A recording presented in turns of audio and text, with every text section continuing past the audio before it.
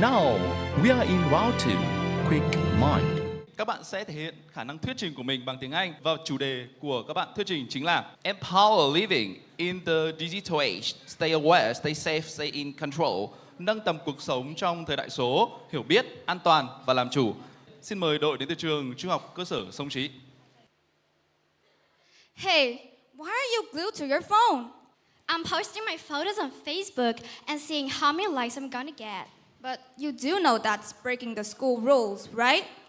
Leave me alone. You go home first. But you have to go home. It's dark. Ignore me next time. That is my friend Tương Vi, and my name is Lê Thuy Phương. Not only my friend here, but everyone can be like this. It's no secret that social media has taken over the world, with billions using platforms like TikTok, Facebook, and Instagram to connect with friends, family, and to watch videos. While social media offers numerous benefits, have you ever considered the dark side that comes with it? Social media can be incredibly engaging, filled with a lot of entertaining content, but few people realize the dark sides that it can bring to its users. One of the biggest dangers of social media is the impacts it can have on mental health. Social media can be a breeding ground for negativity and comparison, since people often only post the best moments, vacations, celebrations, achievements. When you constantly are exposed to these edited images of others' seemingly perfect lives, you may develop feelings of anxiety, depression, and loneliness. Another issue with social media is the potential for cyberbullying. Users are often offered anonymity, as they can hide behind their profile pictures or avatars. They tend to abuse this and do things they would be too cowardly to do in real life. Cyberbullying can include name-calling, death threats, and insults. Another concern when it comes to social media is privacy. Many people share their personal information online with no second thought. If we aren't careful, our information can be easily leaked. Malicious people can use this information for identity theft and other nefarious purposes. Cybercriminals can take advantage of it to scam us from our money.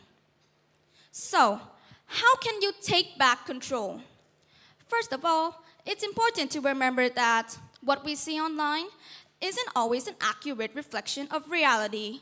Hence, you shouldn't try too hard to meet these unachievable expectations. Moreover, we need to be aware of our privacy settings on social media and to only share the information that we are comfortable with the whole world seeing. Finally, if you are experiencing cyberbullying, you need to know how to recognize it and how to report it to the appropriate authorities. Overall, social media has many positive aspects, but we need to know how to take control of it and how to take steps to protect ourselves. By being mindful of the potential dangers of social media, we can enjoy all the benefits it has to offer without putting yourself at risk. Be a smart user in the digital age. Stay aware, stay safe, and stay in control. Thank you. Vâng, xin được cảm ơn đội đến từ trường Trung học cơ sở Sông Trí vừa có một phần thuyết trình rất thú vị và ấn tượng. Và chủ đề mà các bạn thuyết trình là về những mặt tối của mạng xã hội. Và chúng ta hãy đợi những đánh giá và nhận xét từ phía ban giám khảo dành cho đội. Hello.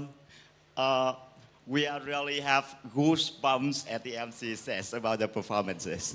Thank you It's so really, much. really good. I also admire the way you and your mates work in the teamwork cooperation. It's really good. And my question is that you mentioned a lot about the dark sides of social media. So my question is, should all people use social media? If no, why? And if yes, what advice should you give to them? Thank you so much for your interesting question. Personally, I think that all people should use social media. You know that in the past, we have had problems of connecting with other people, especially if they are at a far distance from us. And that was especially prevalent, the problem was especially prevalent with old people since they didn't have the available technology and all the social media apps that we have right now. And I think that it is really crucial that old people learn how to use the technology that we have currently and to learn how to connect with their families and friends through social media apps.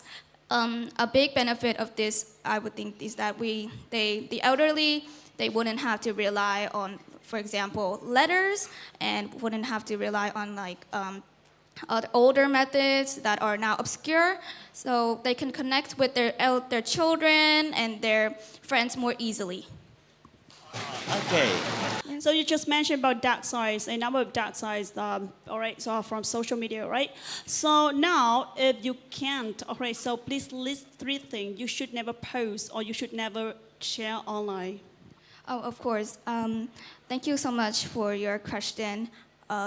There's actually a lot of things that we shouldn't post on social media, but if I had to narrow it down to 3 things, first of all, like I said in my presentation, personal information such as your address or like your such IP or anything else, like cyber criminals can take advantage of that to maybe hack your accounts or steal your identity.